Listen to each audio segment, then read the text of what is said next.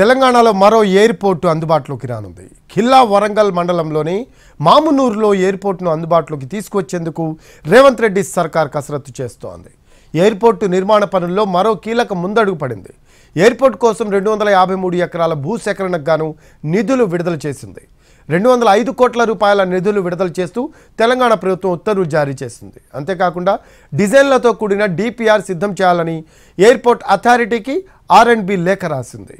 Mamnoor airport విస్తరణకు కావాల్సిన భూసేకరణ కోసం మంత్రుల బృందం ఇటీవలే అక్కడ పర్యటించింది. విమానాశ్రయ విస్తరణకు మొత్తంగా 253 ఎకరాల భూమి సేకరించాల్సి ఉండగా ఈ దిశగా ప్రభుత్వం వడివడిగా అడుగులు వేస్తోంది. ఇప్పటికే ఎయిర్పోర్ట్ పరిధిలో 696 ఎకరాల భూమి ఉన్నట్టు అధికారులు గుర్తించారు. కొత్తగా సేకరించే 253 ఎకరాల భూమిని రన్వే విస్తరణకు, నావిగేషనల్ ఇన్స్ట్రులేషన్ విభాగం కోసం, నిర్మాణాలకు, ATC టెర్మినల్ బిల్డింగ్ కోసం వినియోగించే అవకాశం ఉంది.